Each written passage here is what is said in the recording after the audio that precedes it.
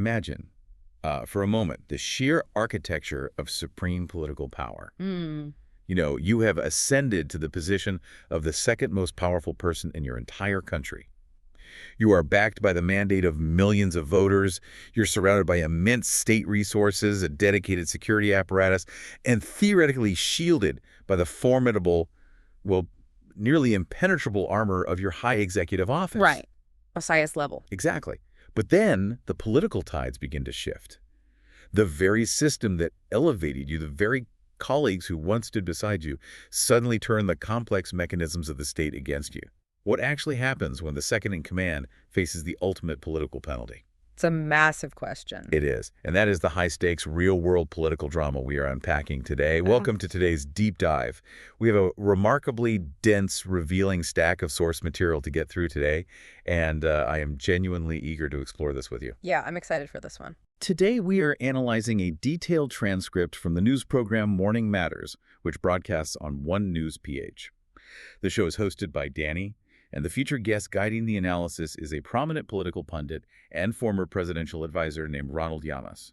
And I have to say, it is a phenomenal piece of source material to dissect. We are going to be looking at the cold, hard mechanics, the behind-the-scenes legislative strategies, and the incredibly severe constitutional consequences of the impeachment complaints currently moving against Philippine Vice President Sara Duterte. Right. And beyond the impeachment itself, the latter portion of this transcript dives into a highly controversial anti-dynasty bill making its way through their legislature, which I think reveals just as much about how power actually operates. It really does. Yeah. But before we go any further, I need to establish a very clear framework for you, our listener.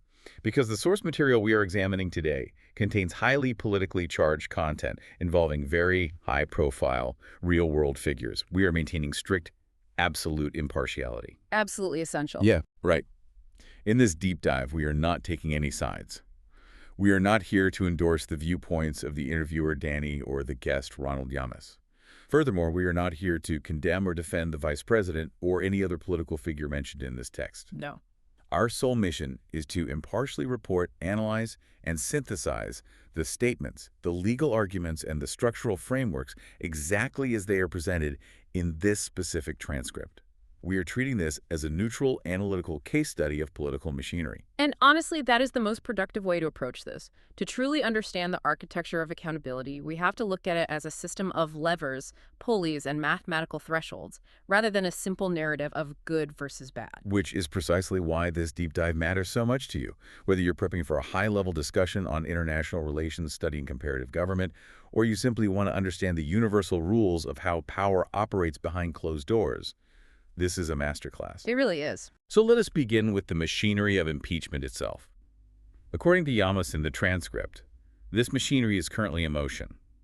The impeachment complaint has already passed a crucial initial stage. The Justice Committee. Right, the Justice Committee. Llamas refers to this stage as a semi or small trial. But the next major hurdle is where the abstract concept of justice transforms into a strict mathematical equation. The process now faces plenary voting in the House of Representatives. And I think we should pause and break down what that transition actually means, because it requires shifting our thinking from a judicial mindset to a purely numerical one. Okay, let's do that. When Llamas talks about a small trial in the Justice Committee, he's describing a concentrated group of lawmakers evaluating the basic merits of the complaint. But plenary voting brings the issue to the entire floor of the House. So everyone gets a say. Exactly. At this stage, impeachment is no longer just about the strength of the legal arguments. It is a numbers game. To move the impeachment forward from the House to the Senate for a full trial, the Constitution demands a specific fractional threshold. It needs a one-third vote of the House members. One-third? Yeah. The transcript notes that the House previously had about 260 votes. Therefore, the numerical target they're aiming for is roughly one-third of that total body. Let's look closely at how Llamas analyzes that target. Because he doesn't just look at the final number. He looks at the velocity of the votes. Yes, the momentum. Right. He throws out some very specific figures to illustrate the building momentum. He mentions figures like 105, then 54, and 52 votes. He says something to the effect of 52 before House impeaches Vice President Sara Duterte, and he confidently asserts that gathering these numbers is very doable. Yeah. He's essentially reading the behavioral psychology of the legislature. He is charting the snowball effect of political capital. Lawmakers are constantly engaged in risk assessment. When an impeachment complaint is first drafted, the risk of signing your name to it is astronomical. Because you're going after the second most powerful person. Exactly. Striking at the second most powerful person in the country is a dangerous move. If the effort fails, the political retribution could be severe. Consequently, many representatives will hesitate. They want to see which way the wind is blowing. Right. But Yamas is pointing out that as the initial numbers grow, as they cross from a dozen to 52, then up toward 54 or 105, the perceived danger of joining the movement significantly decreases. The momentum itself becomes a persuasive argument to the undecided members. That makes a lot of sense. Yeah, Yamas is looking at the arithmetic of the floor and concluding that the one-third threshold is within reach simply because the initial barrier of fear has been broken. But that introduces an interesting friction, though. Let's consider the vice president's position in all of this. According to the transcript, she currently has a 10-day window to officially respond to these charges. Right, a 10-day window. A 10-day window while this momentum is visibly building. Yet Yamas notes that so far she has been largely silent. Which is fascinating. It is. Danny, the host of the program, naturally asks what she could possibly be strategizing during this window. Yamas lays out a few paths. He says she might attempt to mount a sudden comprehensive defense, she might present counter-evidence to stall the committee, or she might attempt an external maneuver. Like going to the courts. Exactly. He suggests she might try to file a case with the Supreme Court to halt the entire process. He floats that possibility, but he immediately follows it with deep skepticism. Why is that? He expresses serious doubt that the Supreme Court would actually intervene to halt an ongoing impeachment based on procedural arguments or technicalities. This touches on a fundamental pillar of democratic design, which is the separation of powers. But if the allegations involve massive misuse of funds, isn't there a legal imperative for the highest court in the land to intervene? I mean, if a constitutional crisis is brewing, why would the Supreme Court choose to sit on its hands and just wait for politicians to do the math on the House floor? It seems counterintuitive, I know, but their hesitation is a feature of the system, not a bug. Yamas explicitly points out that the power to impeach is the supreme domain of the legislative branch. Supreme domain. Yes. In this system, the Constitution grants the legislature the exclusive, unquestionable prerogative to initiate and conduct impeachments. The judiciary, as a co-equal branch of government, is fiercely protective of its own independence. So they don't want to overstep. Exactly. Therefore, it's historically averse to stepping on the toes of the legislature when that branch is exercising a power explicitly granted to it by the Constitution. If the Supreme Court were to issue an injunction and stop the House of Representatives from voting, it would not just be intervening in a legal case. It would be a constitutional crisis on its own. It would be triggering a massive structural collision between two branches of government. Yamas's analysis suggests that the Supreme Court will recognize the legislature's supreme authority over its own impeachment mechanics and basically allow the political process to play out without judicial interference. So the legislative train is moving forward. The Supreme Court is watching from a safe distance to avoid a jurisdictional collision, and the math in the House is ticking upward. That's the landscape right now. That brings us to the actual fuel driving this train, the allegations themselves. The transcript details the specific charges, and the scale of what is being alleged requires careful examination. The document lists plunder, malversation, graft, and corruption. Those are heavy terms. They are. And let's break those terms down for you, the listener, because they are often used interchangeably in the media, but they describe different mechanics of abuse. Right. While graft is a broad term encompassing the use of political authority for personal gain and corruption, is the general decay of ethical standards. Malversation and plunder are highly specific. Very specific. Malversation means a public official is taking public funds explicitly entrusted to their care and misappropriating them. It's the difference between accepting a bribe from an outside contractor and actively emptying the government safe you were hired to guard. And plunder takes that concept and magnifies it to a systemic, massive scale. Right. Yamas highlights the staggering financial figures that have fueled this legislative momentum. The transcript mentions the alleged misuse of 612 million pesos in confidential funds. 612 million. Yeah. And more specifically, he points to a glaring red flag raised by the Commission on Audit, which flagged 120 million pesos spent in a span of just 11 days. Just 11 days. Yes.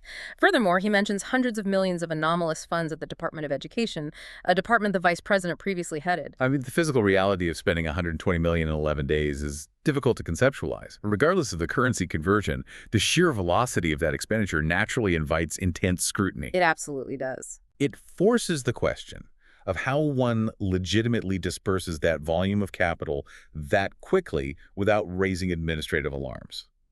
But this leads us to what I consider the most structurally fascinating concept in this entire deep dive. The immunity aspect. Yes. Danny asks a question that seems completely logical to any ordinary citizen. He asked, doesn't she need to be first convicted of these crimes before she can be impeached? And it is a perfectly logical question because we are conditioned by the standard justice system. We assume that a criminal conviction is the necessary objective proof of wrongdoing, and therefore it must be the prerequisite for losing your position. Right, you break the law, you get convicted, then you get fired. Exactly. Llamas, however, completely inverts this assumption. He explains that under their constitutional framework, she cannot be criminally convicted right now precisely because she is an impeachable officer. This presents a profound structural paradox. Executive immunity acts as an invisible shield. You cannot be treated like an ordinary citizen accused of a crime because you hold the office. That is the absolute core of the issue. Impeachment is not the penalty applied after a criminal conviction. Impeachment is the mandatory gateway. The gateway. Yes. It is the required first step before the regular justice system is permitted to engage. Llamas refers to impeachment as the final recourse. As long as an individual holds the office of the vice president, the standard legal mechanisms for prosecuting plunder, malversation, or graft are essentially deactivated. Deactivated. Just turned off. Basically, yes. The legal architecture creates a protective bubble around the highest executive offices. And the rationale behind this is to prevent the executive branch from being paralyzed by constant, potentially politically motivated or frivolous lawsuits from opponents. Sure. If a sitting executive had to appear in court every time they were accused of a crime, they would never be able to actually govern. It makes structural sense from a governance perspective, but it creates an incredibly high barrier to accountability. You essentially have to convince a massive legislative body to unlock the gate before a standard police investigator or prosecutor can even approach the front door. And Llamas pushes this logic forward to a very strategic conclusion. He points out that this protective bubble is tied to the office, not the person. Right. If she survives this current impeachment effort, she retains that immunity. Furthermore, if she were to run for the presidency in the next election and win, she would secure another 6 years where no standard criminal court could touch her. Wow. The pause button on standard justice would remain held down for more than half a decade. That forces us to look at the concept of justice, not as a blind, equal application of the law, but as a tiered system. In the realm of high-stakes politics, the legal system explicitly suspends its own rules for a select few to maintain the stability of the state. Yes. It is a structural necessity, but when faced with allegations like 120 million spent in 11 days, the public understandably views that protective bubble not as a tool for stability, but as an impenetrable shield for impunity. Which is exactly why the framers of these constitutions designed impeachment in the first place. It serves as the ultimate pressure release valve. Release valve. Right. When the allegations become too severe for the public or the legislature to ignore, but the standard courts are blocked by executive immunity, the legislature is granted this extraordinary quasi-judicial power to pop the bubble. But as we discussed, regarding the fractional thresholds in the House, utilizing that pressure release valve requires an immense alignment of political capital. A massive alignment, yes. The financial allegations are massive, but they are not the only grounds for impeachment detailed in the transcript. The conversation shifts to another major allegation, one that moves the debate from administrative spreadsheets to physical security. This part is intense. It is. Llamas discusses alleged death threats made against the president and his wife. The transcript notes a common defense often deployed in these situations, that the statements were merely hyperbole. The text even points out that similar defenses were frequently used to wave away controversial statements made by her father, the former president. It's just a joke or it's just political exaggeration. Defense is a staple of modern political rhetoric. Oh, absolutely. It relies on blurring the line between literal intent and aggressive posturing. However, Llamas forcefully argues against applying that defense in this specific context. He isn't by it at all. Not at all. He asserts that rather than being dismissible hyperbole, this constitutes incredibly strong evidence for impeachment. To understand his argument, we really have to look at the intersection of intent capability and constitutional succession. Let's examine that intersection carefully. Llamas highlights an undeniable structural reality here. He points out that she is the second most powerful person in the country. More crucially, she is the first beneficiary if the president were to be removed, incapacitated, or harmed. And that changes everything. How so? In any standard criminal investigation, authorities look for two primary elements: motive and opportunity. Great, the classics. Exactly. When an ordinary citizen shouts a threat at a television screen, it is easily categorized as hyperbole because the citizen lacks the tangible opportunity to execute the threat, and they lack a direct constitutional motive to benefit from the outcome. They don't gain anything. Right. But when a vice president makes a threat, the context radically transforms. This is an individual with access to immense state resources, deep knowledge of security apparatuses, and most importantly, a constitutionally mandated promotion waiting upon the demise of the executive. A mandated promotion. Yes. Llamas argues that given her proximity to power and her position as the immediate successor, the threat cannot be legally or politically dismissed as mere hyperbole.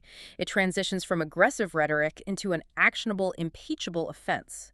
It represents a potential literal constitutional crisis. It's a fascinating study in how statements are weaponized, defended, and categorized in the modern political arena. The exact same words spoken by a pundit versus a vice president carry entirely different legal weight. Completely different. According to Llamas' analysis, the line where hyperbole crosses into an impeachable offense is drawn right at the threshold of executive succession. Adding another layer of complexity to this storm, the transcript also briefly mentions the International Criminal Court, or the ICC, and testimonies regarding crimes against humanity. Yeah, that's another massive factor. We are looking at a convergence of massive financial allegations, direct constitutional threats, and international human rights scrutiny, all funneling into this single legislative process. It represents a perfect storm of political and legal vulnerabilities. But even with a perfect storm, securing an actual conviction is a monumental task. Right, because of the math. Exactly. This brings us to where Llamas introduces what he believes will be the ultimate pivot point of this entire saga. He looks past the House vote and identifies a potential turning point in the Senate trial. And what is that? The opening of the vice president's personal bank accounts. I want to focus heavily on this specific detail because the language Llamas uses is very deliberate. When Danny asks about the overall strength of the evidence, Llamas zeroes in on these bank accounts, explicitly labeling them a potential game changer. A game changer. Let's unpack that terminology. In a landscape filled with allegations of $612 million in misused confidential funds and testimonies of crimes against humanity, why does Llamas elevate the opening of bank accounts as the definitive silver bullet? To understand the strategic weight of the bank accounts, we have to return to the mathematics of accountability, specifically the math required in the Senate. The fractions. Exactly. Yeah. As we established, the House only needs a simple 1/3 vote to initiate the impeachment, which is essentially the equivalent of a grand jury indictment. Which just starts the trial. Right. But to actually convict the official and remove them from office, the Senate requires a 2/3 majority vote. That is an exceptionally high bar designed to ensure that a conviction cannot be achieved through mere partisan alignment. It has to be overwhelming. Exactly. Llamas explicitly notes in the transcript that currently the Senate majority does not have the necessary 2/3 vote to convict. We must assume many senators are sitting on the fence carefully calculating the political costs of their vote. So the prosecution needs a piece of evidence so undeniable that it forces the fence-sitting senators to move. They need a smoking gun that makes an acquittal politically indefensible. Precisely. And this is where the difference between abstract budgetary funds and concrete personal deposits becomes paramount. Explain that difference. When the debate centers on the $612 million in confidential funds or the $120 million spent in 11 days, defense teams can muddy the waters. How? They can argue that the funds were utilized for highly classified national security operations or, as the transcript mentions, regarding another Standal emergency flood control. They can claim it was a matter of administrative discretion or bureaucratic necessity. The argument remains trapped in the realm of policy budget allocation and paperwork. It remains abstract. Yeah. It is a debate over ledgers and red tape, which allows a senator to justify a vote for acquittal by claiming there was simply a lack of administrative clarity rather than malicious intent. Exactly. But personal debt accounts eliminate the abstraction. Llamas points out that if these accounts are open and they reveal massive deposits directly connected to illicit sources, and he specifically names drug lords or POGO lords, the entire landscape of the trial fundamentally alters. POGO lord. Yes. He references Senator Risa Hontiveros, who has spent recent years consistently warning about these exact illicit connections. POGOs, based on the transcript's context, are highly controversial offshore gaming operators. Okay. If investigators can trace a direct, irrefutable line from a known drug syndicate or an illicit gaming operator directly into the personal bank account of the sitting vice president, the debate over administrative discretion evaporates. It ceases to be a debate over poor policy implementation and becomes undeniable documentary proof of direct corruption. And crucial to Yama's point, it drastically shifts the political calculus for those uncommitted senators. Because they can't defend it. Right. Defending a vice president accused of aggressively mismanaging an opaque budget is a politically manageable stance. A senator can survive the subsequent election. However, defending a vice president with documented massive deposits from drug lords or illicit gambling syndicates becomes politically toxic. It's radioactive. Completely. A senator looking at their own future re-election prospects simply cannot afford to have their name recorded defending that level of explicit corruption. That is the exact mechanism of Llamas's game changer. It provides the necessary political cover for hesitant senators to finally vote for conviction, allowing the chamber to hit that elusive two-thirds threshold. Let us trace this hypothetical timeline to its conclusion then. Suppose the House achieves its one-third vote. The momentum carries the process forward.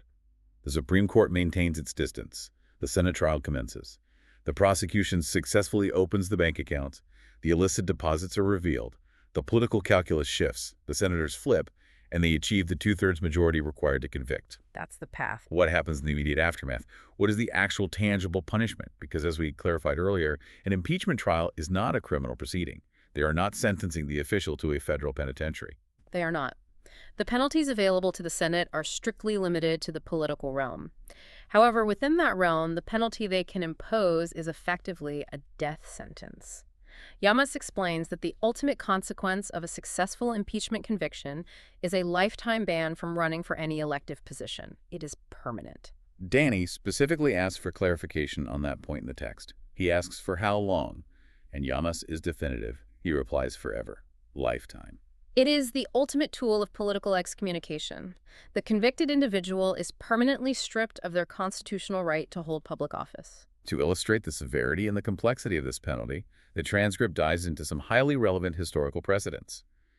Llamas and Danny discuss former presidents Joseph Estrada and Gloria Macapagal-Arroyo alongside a former Chief Justice named Corona. Yes, those are really important examples to look at. This historical context introduces a fascinating contradiction. Both Estrada and Arroyo eventually returned to significant political power years later. They seemingly survived political death. If the penalty for an impeachment process is a mandatory lifetime ban, how is it logically possible for these figures to resurrect their careers and hold office again? That contradiction reveals a crucial nuance in how these systems actually operate in practice. They return to power precisely because they were never successfully legally barred by a completed impeachment conviction. Ever completed. Right. In their respective cases, the final legal gavel of a Senate conviction never actually fell. Whether the impeachment vote failed to reach the required threshold in the Senate, or the entire legislative process was interrupted and superseded by massive popular uprisings, what the transcript refers to as people power, the constitutional mechanism of the lifetime ban was never formally triggered. Because the ultimate penalty was never officially finalized on paper, the legal door remained cracked open for them to orchestrate political resurrections years later. Llamas makes a point to note that these politicians knowingly navigated these interruptions to keep their future viability alive. Which brings us to a strategic crossroad. If you are the vice president in the current scenario, and you see the legislative momentum building, the bank accounts might be exposed, and you are fully aware that a conviction results in an inescapable lifetime ban, what is the logical move? Do you sit through the trial and risk permanent exile?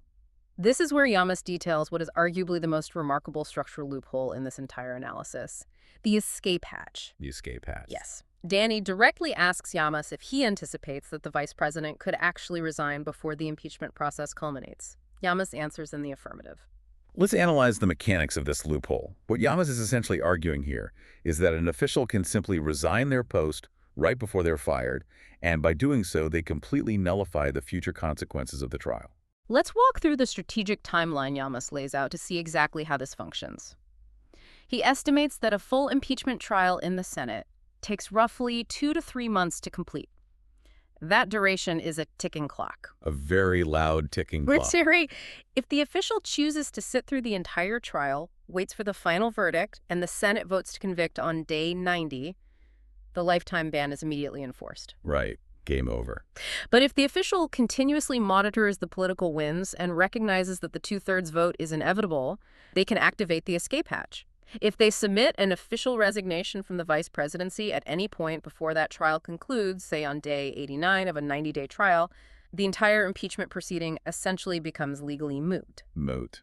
Because they aren't in office anymore. Exactly, because the individual is no longer an impeachable officer holding the position. It is an astonishing circumvention of accountability.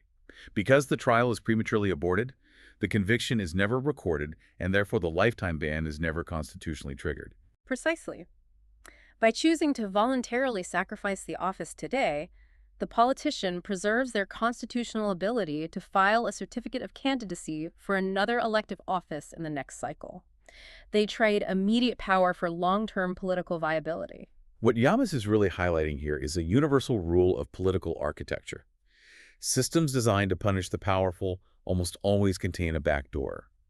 The architects of these constitutional systems are historically the powerful themselves. Very true. They build the walls of accountability high to satisfy the public demand for justice, but they seemingly never build a room they cannot lock from the inside or escape from if the walls begin to close in.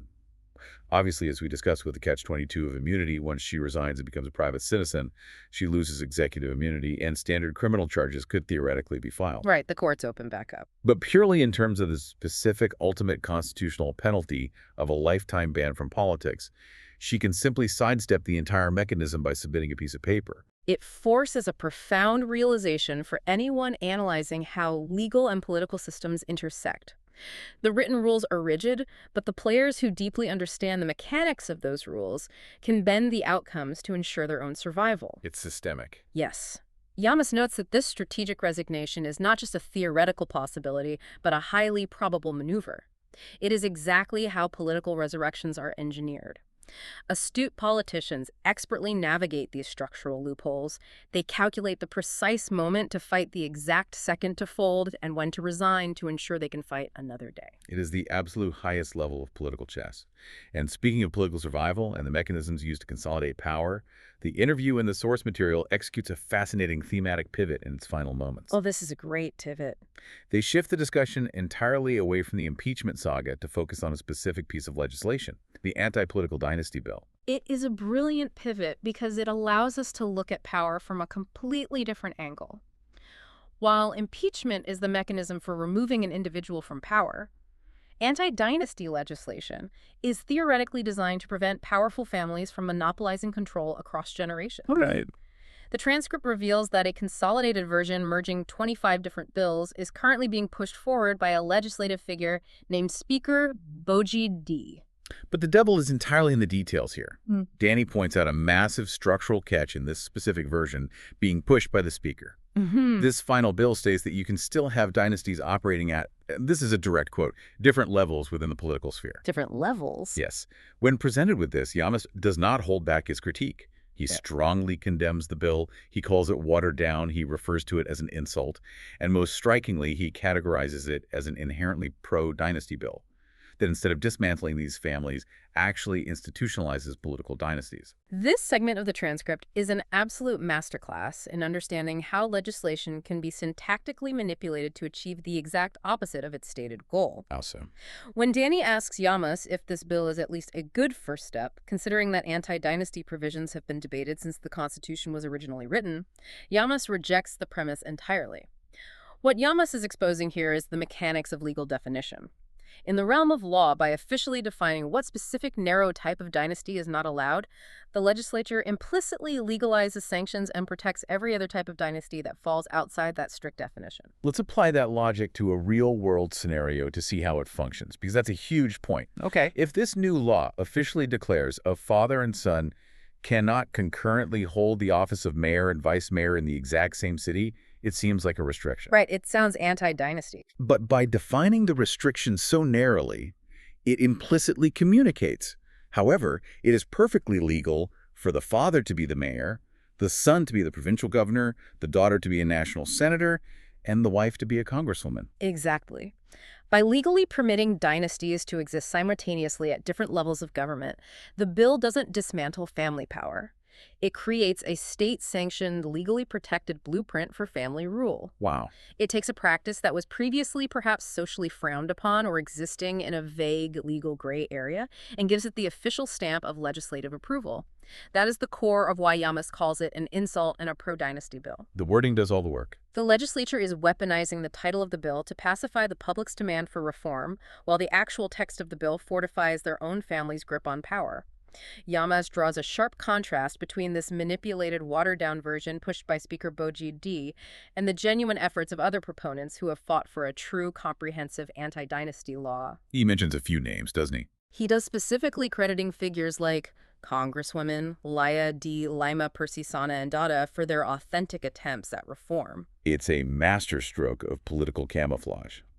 They have essentially utilized the branding of reform to execute an entrenchment of power. It's brilliant in a deeply cynical way. Very cynical. But when you connect this legislative maneuvering back to the first half of our deep dive regarding the impeachment, a unified theory really begins to emerge.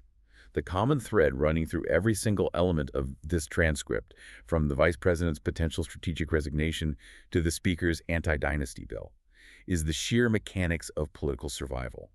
It is all fundamentally about the preservation, consolidation, and protection of power. It is a unified ecosystem. Whether you are observing an executive calculating the precise moment to utilize an escape hatch to avoid a lifetime ban, or a legislative body carefully drafting a deceptively named bill to protect their own family's generational influence, you are watching the same underlying principle at work. The system will always attempt to protect itself. Oh. And that, to you, our listener, is the ultimate value of taking this deep dive today. This transcript from Morning Matters is far more than just a localized news update about a specific country's political drama. It serves as a universal proof that political systems are not just dry, static documents filled with idealistic laws. They are living, breathing, highly adaptable ecosystems of strategy, timing, and survival. We have covered a massive amount of architectural terrain today. We examined the sheer mathematics of the impeachment machinery, dissecting how a mere one-third of a legislative body can initiate a profound constitutional crisis. We debated the complex catch-22 of executive immunity, exploring a system where a leader must be formally impeached before they can be subjected to a criminal trial for allegedly spending $120 million in just 11 days. We analyzed how the specific context of power and succession can transform a seemingly simple threat into a legally actionable, impeachable offense. We broke down the game-changing potential of personal bank accounts, illustrating how concrete financial ties to illicit funds can shift the political calculus of an entire Senate. It completely changes the map. It does. We marveled at the strategic resignation loophole, a backdoor that allows a politician to dodge the ultimate constitutional penalty. And finally, we uncovered the deep, cynical irony of a pro-dynasty bill masquerading as a reform measure. Understanding these rules, recognizing these loopholes, and seeing these strategies play out helps you look past the superficial daily headlines. It helps you understand the actual hidden game being played on the board. It empowers you to question the mechanics of the news you consume globally. When you hear about a high-profile investigation launching, you now know to immediately ask, what is the actual numerical threshold required for action? When you hear about a seemingly bold, principled political move, you now know to look closely for the hidden escape hatch. That structural awareness is the ultimate takeaway. And as we wrap up this deep dive, I want to leave you with one final lingering question to mull over on your own. It builds directly on the mechanics Yamas and Danny discussed today. If the ultimate most severe constitutional penalty of an impeachment trial, a mandatory lifetime ban from public office, can simply be evaded by handing in a resignation letter on day 89 of a 90-day trial, we are forced to ask ourselves a difficult question. Is impeachment actually a structural tool designed for delivering justice and protecting the public from abuse? Or is it ultimately just the most elaborate political chess move ever invented, designed merely to clear a powerful opponent off the board while leaving the system itself and all its hidden backdoors entirely unchanged? Think about the architecture of that. Thank you so much for joining us on this deep dive. We'll be back to unpack more of the world's most fascinating source materials soon.